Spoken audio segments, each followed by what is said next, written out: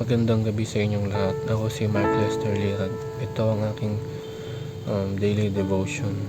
Um, Longer temptation is stronger temptation na tinalakay ni Pastor Russell sa 365 daily devotion.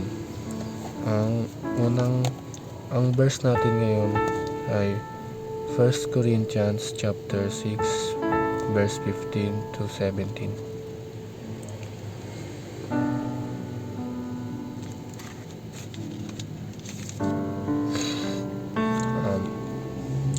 Hindi ba ninyo alam na ang inyong mga katawan ay mga bahagi ng katawan ni Kristo? Kukunin ko ba ang bahagi ng katawan ni Kristo upang gawing bahagi ng katawan ng isang babaeng nagbebenta ng aliw? Hindi. Hindi ba ninyo alam na nagiging isa ang katawan ng bayarang babae at nakikipagtalik sa kanya? Sapagkat sinasabi sa kasulatan, ang dalawa'y nagiging isa.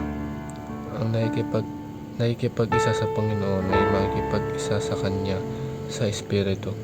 Ang sabi sa verse na ito ay dapat tayong mga Kristiyano na nakipag-isa na kay Jesus o tinanggap natin siya ay dapat hindi umiiwas tayo sa mga kasalanan at makumundong kasalanan, dahil ang katawan natin ay katawan din ni Jesus at ng banal na Espiritu.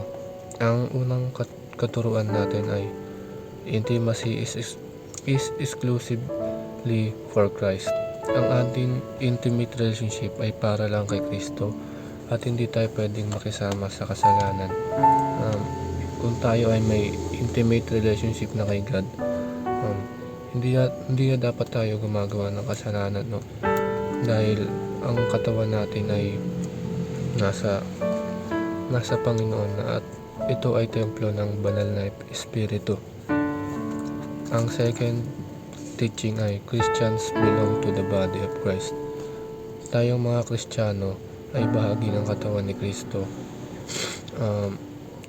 Tayong Kristiyano, kung tinanggap na natin si Jesus bilang isang Panginoon at tagapagligtas, dapat iwasan na talaga natin ang kasalanan, dahil ang katawan natin ay katawan din ni Kristo. At ang church ay isang lugar, ang church na sinasambahan natin ay isang lugar na ng mga makasalanan ngunit niligtas ng Panginoon, saved by grace. Ang third teaching ay longer temptation is stronger temptation.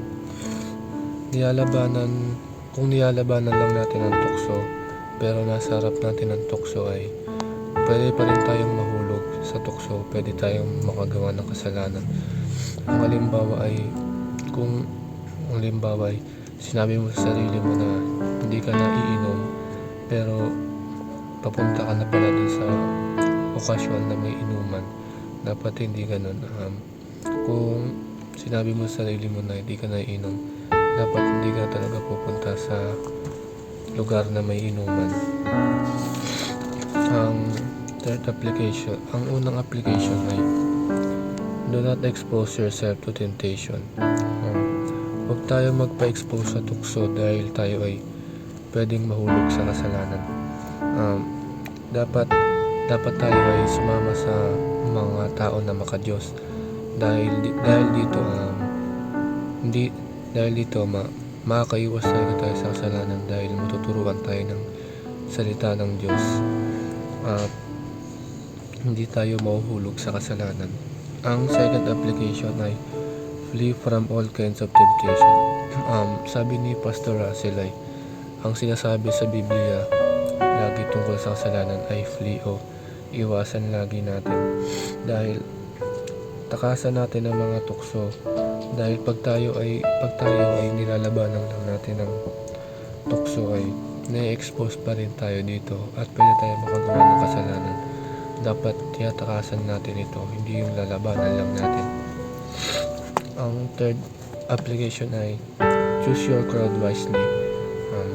Sumama tayo sa mga makadiyos, magsimba tayo, magkaroon tayo ng crowd o environment na makadiyos. Hindi ko naman sinasabi na perpekto kasi lahat tayo makasalanan. Sumama tayo sa kanila dahil kahit kailan hindi nila tayo ipapahamak at hindi nila tayo ilalapit sa tukso. Yun lang po.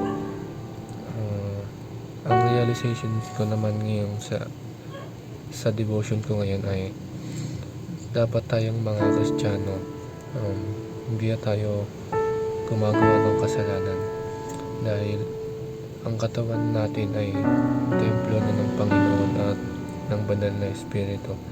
Kung gagawa tayo ng kasalanan, parang dinudungisan na rin natin ng Panginoon Jesucristo. Dapat iwasan na natin yon, hindi lang nilalabanan lang. Yun lang po. Bago ko po tapusin ang aking devotion ay magdadasal po ako. Lord, salamat po sa panibagong araw, ngayong araw. Lord, protektahan niyo po ako sa lahat ng mga kasalanan. Ilayo niyo po ako doon sa mga kasalanan. Lord, patawad po sa mga kasalanan na nagawa ko. Lord, kayo na pong bahala sa akin sa araw-araw at nagtitiwala po sa inyo. Amen.